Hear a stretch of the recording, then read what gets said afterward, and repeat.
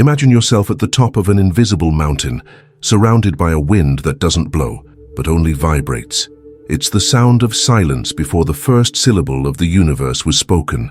Have you ever been there? In that moment when everything seems to stop and time transforms into something that cannot be measured with clocks but with heartbeats? Well, many recite Psalm 91 as if it were a password to escape the wolves, but few realize that the wolves are within us, clothed in the skins of prayer and eyes of fear. This passage, so often repeated aloud, is charged with power, but perhaps the greatest mistake made is precisely this, reciting it as external protection, when its true purpose is to reveal the internal architecture of the soul. Psalm 91 is not armor against the world. It is a lantern to illuminate the labyrinth where we dwell, a map to navigate the collective unconscious, where all traumas, all losses, all missteps are stored under forgotten spiritual codes. You feel it, don't you? That sensation of walking in circles within your own mind, as if each thought were a closed door, and each decision a choice that leads back to the same point. This is where the archetype of the gatekeeper enters, the one Jung saw in shadows and dreams, the sentinel who only allows passage to those willing to face themselves, and most prefer to keep praying behind their backs instead of confronting what lies within. In this context, prayer becomes a ritual of escape, an attempt to calm the heart while ignoring what it truly wants to say. But Psalm 91 is not an amulet. It is an invitation, a call to synchronicity. That coincidence that is not random, but meaningful, as if the cosmos were whispering, "Enough running, it's time." And then comes the question no one asks. Why do so many repeat these words and remain trapped in the same scars? Why do so many cry out for deliverance and continue carrying wounds they don't even recognize as their own? Because most people live in a state of dormant consciousness, where the pineal gland, that small organ in the center of the brain, the ancestor of all intuitions, sleeps in silence, like a forgotten temple. Neuroscience now knows that it is directly linked to altered states of perception, REM sleep, mystical experiences. It is the portal between the physical and the transcendental. But how many of us truly nourish it with attention? How many allow it to awaken? Psalm 91 reads superficially, keeps this gland in lethargy. Read with awakened consciousness. It can activate it, not as magic, but as a process. Like any spiritual code, it needs to be decoded, not just repeated. It acts like a broken mirror. If you don't look closely, you'll see only fragments. But if you fix your eyes with clarity, you may recognize your whole face. Here emerges the inner shadow, that rejected side we carry as emotional baggage. The emotional trauma buried under decades of "I'm fine, everything will be okay, God will provide." These mantras, though well-intentioned, can become armor that prevents us from feeling what needs to be felt. And that's where prayer is lost. It becomes an automatic mantra, a shield that doesn't protect but masks. The human psyche cannot bear masks for long. It begins to scream through symptoms, anxiety, insomnia, depression, compulsions. These are signs that something within you wants to emerge, that the shadow is tired of being denied, that the collective unconscious is asking to be heard. And you, faced with this, continue praying outwardly while your soul calls from within? Think about it. Perhaps Psalm 91 is not speaking of shelter, but of exposure. Perhaps it doesn't promise safety, but revelation. Perhaps we shouldn't use it to hide, but to find ourselves. Perhaps we shouldn't recite it as a shield, but live it as a mirror. Each verse an invitation to discovery. Each word an invitation to confrontation. Each line an invitation to transformation. And what if we simply didn't understand any of this, because we insist on reading with the eyes of spiritual infancy instead of the eyes of awakened consciousness? Prayer, when reduced to a formula, becomes innocuous. But when elevated to conscious practice, it becomes alchemical. It can dissolve barriers between the self and the whole. It can open portals where there were once walls. It can allow the light of awakening to enter through cracks we didn't even know existed. That's why so many repeat Psalm 91 and nothing changes, because real change begins within, where the shadow dwells, where the pineal gland sleeps, where consciousness waits to be born. That's why the mistake everyone makes when reciting is not in the writing, but in the reading, not in the word, but in the perception. So, what to do? Continue repeating as we've always done, or take the risk of reading with new eyes, eyes that see beyond the letter and reach the spirit. Eyes that perceive not just the text, but the living fabric of the soul it touches. Perhaps after all this, you're ready to go deeper, to face what lies behind the curtain, to hear what consciousness has to say, and perhaps, instead of reciting Psalm 91, you finally begin to live it. But before that, let's dive even deeper.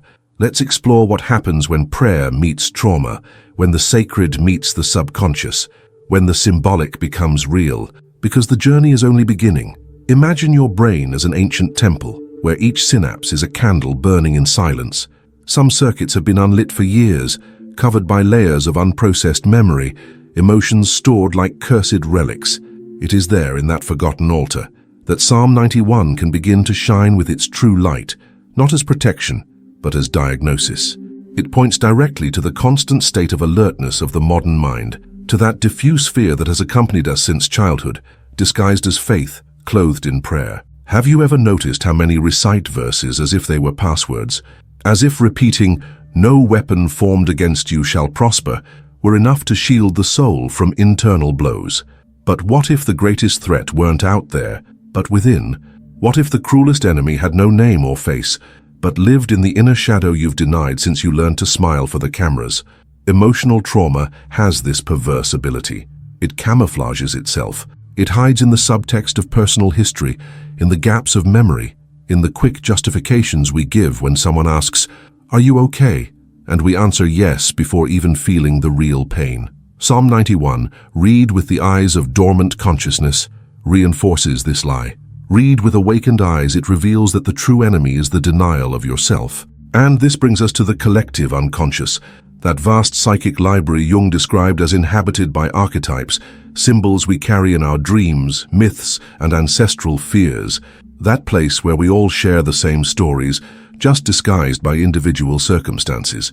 There at the bottom of this library lies the key to understanding why so many repeat Psalm 91 without ever being freed. Because true liberation doesn't come from words recited mechanically, but from a direct encounter with what we call the shadow, the rejected part, what we deny because it frightens or shames us. It's exactly there that the transformative power of the sacred text lies, not as a promise of salvation, but as an invitation to integration, a call to recognize that the shadow itself is an essential part of the journey. And here enters the pineal gland, that small organ located in the center of the brain, so neglected by traditional science and so revered by esoteric traditions. Known by some as the third eye, it is the point of convergence between body and spirit, between biology and transcendence. Studies indicate it is linked to altered states of consciousness, REM sleep, mystical experiences. It responds to mindful attention, to conscious intention, and perhaps, just perhaps, it's what awakens when we read texts like Psalm 91 with real depth. Have you ever felt it? That sensation of standing before something familiar, yet entirely new, as if a door you've spent your life ignoring finally opened. That's the awakening of consciousness. It's not enlightenment, it's not ecstasy, it's simply seeing clearly what has always been there. It's the moment you realize that prayer, when done with presence, can open portals in the mind and heart. And that's where synchronicity emerges, those coincidences that aren't coincidences. You read a verse and suddenly, everything makes sense. A song plays, a phrase appears, a chance encounter happens, and it seems to speak directly to you. Jung saw this as signs from the collective unconscious, clues left by forces greater than our rational understanding. They are forgotten spiritual codes trying to return to our consciousness. But most who recite Psalm 91 never reach this level. They remain stuck on the surface of the words, seeking external deliverance, while the real battle is internal. And it's this battle that defines who truly awakens, not by the number of times we pray, but by the depth with which we confront ourselves. Think about it. How many times have you prayed for protection, but fled from confronting your own wounds? How many times have you cried out for healing, but avoided facing the emotional trauma still living within you? How many times have you sought refuge without realizing that the true sanctuary is within, and that it can only be accessed when you stop running? Prayer, when done with truth, is not a barrier, but a bridge, between the self and the whole, between the conscious and the unconscious, between the shadow and the light. And Psalm 91, when understood in its depth, can be the means by which this bridge begins to rise. But it takes courage, courage to dive where the water is darkest, courage to face what the mind tries to forget, courage to hear what the heart whispers even if it hurts. Because spiritual healing is not comfort, it's confrontation. It's not immediate relief, it's integration. It's not escapism, it's awakening. And then, when you begin to allow this, something changes. Not immediately, not dramatically, but deeply. You start to notice patterns. You recognize cycles. You understand that certain situations repeat, not by chance, but by invitation. An invitation to change, an invitation to responsibility, an invitation to truth. And perhaps after all this, you no longer see Psalm 91 the same way. Perhaps now it seems less like armor and more like a mirror, less like defense and more like diagnosis, less like a formula and more like a tool for self-knowledge. Perhaps now you understand that the mistake everyone makes when reciting is not in the writing, but in the reading, that the true power of prayer is not in repetition, but in presence, that the true miracle is not outside, but within. And perhaps in this way you're ready to go even deeper, to explore what happens when the shadow is integrated, when trauma is transformed, when consciousness is awakened, and when prayer becomes not an escape, but an encounter. Have you ever noticed how certain sacred texts seem to change meaning as we change, as if they were alive, breathing with us, revealing hidden layers that only emerge when we're ready to see them? Psalm 91 is one of those codes. It's not just a passage written millennia ago. It's a moving mirror, reflecting not only the faith of the past, but the consciousness of the present. And perhaps that's why so many read it and don't understand, because they're seeking answers in the wrong place, outside, when they need to arise from within. The modern mind lives in a constant state of alertness. Neurologically speaking, we're programmed to react to danger before even reasoning. It's the old fight-or-flight mechanism, etched into the brain's most ancient circuits. But today, the danger is not physical. It's emotional, symbolic, existential. It's the unhealed wounds, the unaddressed traumas, the unanswered questions. And it's exactly in this shifting terrain that Psalm 91 can become a powerful tool, not as a shield, but as a scalpel. Because the inconvenient truth is this: many recite this psalm as a way to avoid confronting their own inner shadow, as if asking for protection were enough to silence what screams within us. But the shadow doesn't stay silent. It manifests in relationships that repeat painful patterns, in dreams that insist on showing obscure figures, in emotions that seem to come from nowhere and vanish without explanation. It's there, demanding your attention, demanding recognition. And as long as you keep reciting verses as if they were amulets, you'll keep ignoring the most important invitation, the one to integration. Here enters Jungian psychology. Jung saw the shadow as an essential part of the individuation process, the path by which each person becomes who they truly are. Without integrating the shadow, there is no real self-knowledge. There's only a false sense of peace built on denial. And that's what many seek when reciting Psalm 91. Peace without confrontation, protection without transformation, hope without responsibility. But the text doesn't promise that. It promises deliverance, yes, but not from fear, pain, or uncertainty. It promises deliverance from the state of unconsciousness, deliverance from the illusion of control, deliverance from the spiritual slumber so many dive into thinking they're praying. Because conscious prayer is not asking outwardly, it's listening inwardly. And this is where the pineal gland comes in again. This small enigmatic organ, located in the center of the brain, has been associated by many with mystical experiences, intuition, and even the awakening of higher consciousness. Some call it the door to the infinite, others the center of the soul. Whatever it is, it seems to respond to mindful attention, to presence, to intentional stillness. And perhaps, just perhaps, it's what awakens when we read Psalm 91 with real depth, when we stop reciting it as a mantra and start feeling it as an internal process. It's strange to think that a single passage can hold so much transformative potential, isn't it? But perhaps that's because the text is not linear. It's symbolic. Each word is a portal, each verse a key. And like the archetypes that inhabit the collective unconscious, it doesn't need to be understood logically. It needs to be felt existentially. Have you ever had the experience of reading something that seemed written directly for you, as if the words were waiting for the right moment to meet your eyes? That's synchronicity. It's the universe answering a question that wasn't even asked aloud. It's the kind of thing Jung observed and defined as meaningful connections without apparent causality. And perhaps, when reading Psalm 91 with new consciousness, you're entering a field of synchronicities you didn't see before, because the problem was never the text, it was always the reading. Most who recite Psalm 91 do so with the same mindset as someone pulling a lever hoping to win a prize. But that's not how it works. Prayer is not a machine. It's an encounter, a dialogue, an opening. And when done with presence, it can trigger internal processes so profound they seem almost supernatural. Emotional trauma, for example, doesn't vanish with words repeated mechanically. It dissolves with presence, with listening, with the courage to feel what was buried. And that's why so many repeat Psalm 91 and continue to suffer, because they're using a tool for healing as if it were a shield for war. They're trying to protect themselves from something that can only be healed through surrender. And this brings us to spiritual healing, not the kind that erases pain, but the kind that allows the heart to embrace it, not the kind that removes suffering, but the kind that gives meaning to what was lived. Spiritual healing is not escaping trauma, it's transmuting it, turning pain into wisdom, fear into clarity, lament into purpose. And Psalm 91, read in this way, can become a catalyst for all of this. It can help dissolve the boundaries between the self and the whole, between the conscious and the unconscious, between the human and the divine. And perhaps in this process, you begin to notice subtle but profound changes. You start to see coincidences where you once saw chance, to feel connections where there was once isolation, to recognize symbols where there were only words.